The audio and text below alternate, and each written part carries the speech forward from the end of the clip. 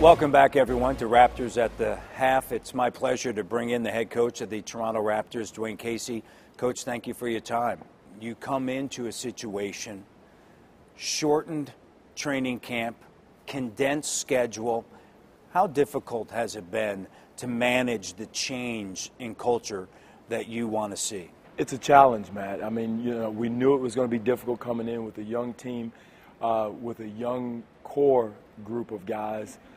Knowing that the inconsistency was going to be there, but the lack of practice was really difficult just because we don't have a chance to work on timing, work on the nuances of the NBA that you can hit if you had a regular practice schedule. And also the big thing that I knew was going to be difficult was the training camp, lack of training camp.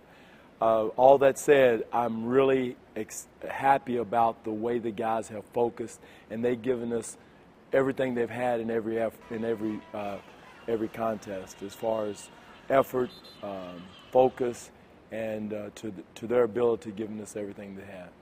When you look at a changing culture, it's something that is extremely difficult to accomplish in a short period of time. In fact, if you look at most organizations, it's something that is built over time. Right.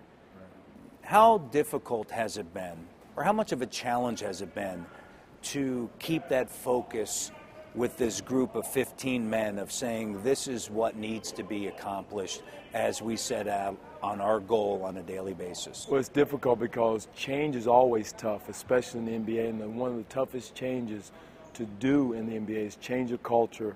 From last year, they did a great job of running the floor, scoring 106 points a game, but giving up quite a few points. To change that offensive mentality to a defensive mentality, that is always difficult, whether it's football, basketball, baseball, whatever it is. And I think changing that was the biggest hurdle we had to get over. We've done that somewhat. We've had some valleys as far as regression is concerned, as far as our defensive focus. But culturally, our guys know our identity is going to be a defensive identity first. From that, we can get out and run, play in transition, play fast. But most of all, we've got to get stops. So that cultural change we've accomplished, but now the hard thing to do without a lot of practice is maintaining that mentality and that cultural identity. One of the things in talking to fans and talking to people in this city that I think that they're most impressed with is the ability of you to what appears to get through to Andrea Bargnani, right, to connect with him in such a way that this team is 6 and 7 with him, and to get him to play not only at a high level offensively, because he was putting up career numbers and points and rebounds, but then also from a defensive standpoint, be able to see him on a nightly basis in those 13 games come out and perform at a high rate.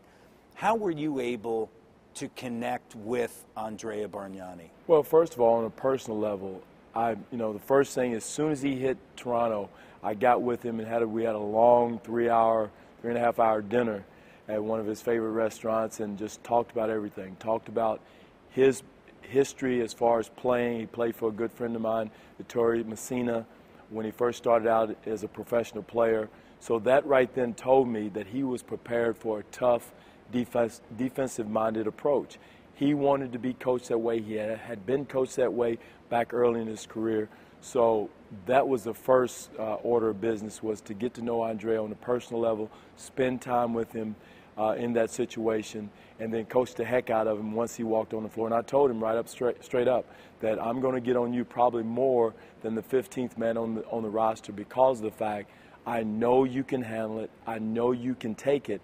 And two, for you to get to the next level, for you to be an all-star, you have to be a better defensive player, and he has done that. He's given me everything from that approach, his defensive attention to detail, where he's supposed to be defensively, and in turn, it has helped his aggressive mentality on the offensive end. So all around, I'm totally excited about Andrea. I'd give anything if he wasn't hurt, hadn't gotten injured. But the future is going to be bright with him as a core piece, one of the core pieces of our franchise, and his ability to score. And I know people hate to see that, but I do compare him to a young Dirk. Dirk has really polished his game from where he started. Andre is just at the beginning of where he needs to go, and it's going to be a bright future and a high level for him to get to as a player for our franchise. Let's talk about some other young players that you have on this team. Certainly fans are familiar with Jose Calderon. They're familiar with other players on this team, but I think a lot of people want to understand what you see in a DeMar DeRozan and where you see him going. Ed Davis is also one of those young players. I think everybody understands what you're going to get out of Amir Johnson. But yet those two, it seems like 10th overall pick, a 13th overall pick, you know, their development continues. Right. No question, Matt. With DeMar, the sky's the limit. Great athletic ability. I've told this to DeMar, told it to his dad.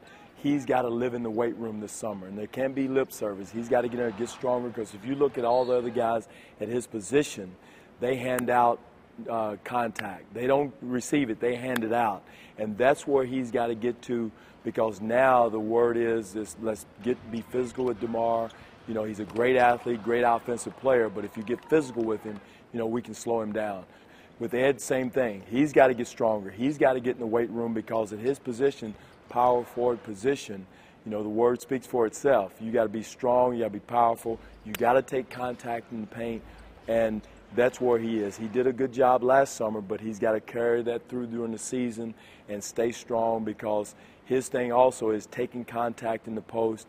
I've been really impressed with him in the last couple of games offensively, finishing the plays around the basket, using his left hand, getting him some post-ups in the post, and going forward, we want to make sure we utilize him some more in the post position to get him some more touches. But for both those guys, potential is a big word for them, great talent, but again, it's going to be on them and us as a coaching staff to continue to push to get that consistent productivity from both men on a nightly basis. Dwane Casey joining us here at Raptors at the Half. When we return, Executive Vice President of Basketball Operations, Ed Stefanski, right after this.